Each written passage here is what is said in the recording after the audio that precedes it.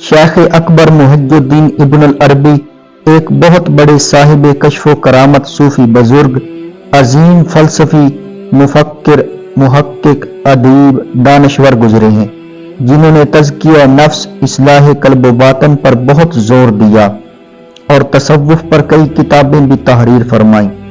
अहले इल्म उनका नाम बड़े अदब व एहतराम से लेते हैं। आप दुनिया तसव्वुफ के वो चमकते हुए सितारे हैं जिनके इल्म व इरफान से दुनिया की कई सदियां मुनव्वर हो रही हैं। बेपनाह फजल व कमाल की वजह से आपको शेख अकबर के लक़ब से भी याद किया जाता है। ये लक़ब आपको आपके उस्ताद मोहतरम गौस तिलमसानी ने दिया और ये लक़ब लोगों की जुबान पर ऐसा जारी हुआ कि शेख अकबर सुनते ही जहन आप ही की तरफ जाता है और आपकी शख्सियत इस लक़ब की हकदार भी है। शेख इब्नुल अरबी का पूरा नाम मुहिद्दीन मोहम्मद इब्नुल अरबी अल-उंदलसी है। उंदलस के मरसिया शहर में 1165 में विलादत हुई। आपके वालिद अरबी नस्ल थे और उंदलस में आकर उन्होंने रहाइश इख्तियार कर रखी थी। कहा जाता है कि आप हातम ताई की नस्ल से हैं। जिस वक्त आपकी पैदाइश हुई उंदलस में खाना जंगी का माहौल था और कोई मुस्तहकम हुकूमत नहीं थी। उंदलस के सूबा अशबीला के हाकिम के यहाँ आपके वालिद का असर व रसूख था और दरबार में आना जाना आपका लगा हुआ था। आम बच्चों की तरह आपने भी तालीम व तरबियत पाई और जवानी की दहलीज पर कदम रख दिया। लेकिन इस दरमियान एक ऐसा वाकया पेश आया जिसने आपकी पूरी जिंदगी को बदल कर रख दिया। वाकया कुछ यूं हुआ कि एक मजलिस लगी थी, शराब का दौर चल रहा था। शेख इब्नुल अरबी भी जाम हाथ में लेकर पीना चाह रहे थे कि अचानक एक आवाज उनको सुनाई देती है, ऐ मोहम्मद, क्या तुमको इसीलिए पैदा किया गया था? तुम्हारा काम शराब पीना और इस तरह की मजलिसों में शिरकत करना नहीं है। इब्नुल अरबी पर फौरन एक कैफियत तारी हो गई और उन्होंने अपना जाम हाथ से फेंक दिया और वहां से बाहर निकल गए। इस वाकये के बाद उनकी कैफियत बदल गई। तसव्वुफ, फिक़्ह और दीगर उलूम में उन्हें कमाल हासिल हो गया। उन्हें एहसास हुआ कि हमारे सीने में जो इल्म है इसकी तबलीग और तशहीर के लिए उंदलस मुनासिब मुल्क नहीं है।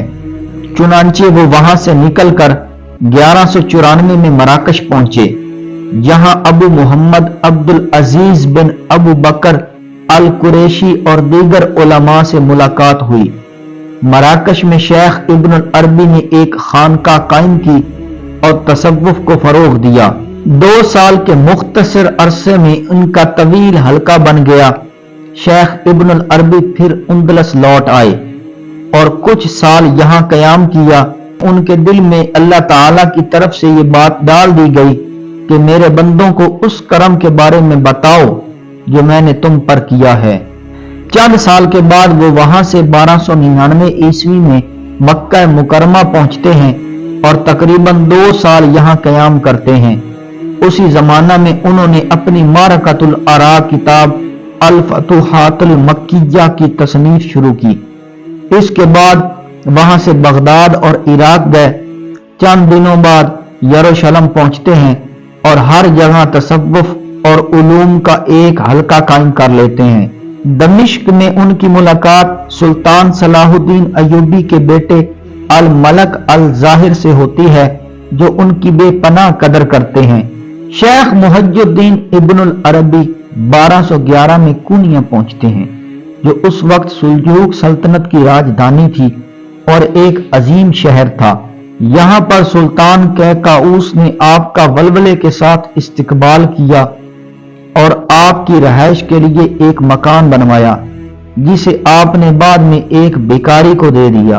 कुनिया में आपकी आमद मशरकी तसव्वुफ में एक इनकलाब का पेश खैमा बनी, जिसका वसीला आपके शागिर्द और सुतेले बेटे सदरुद्दीन कुनवी बने।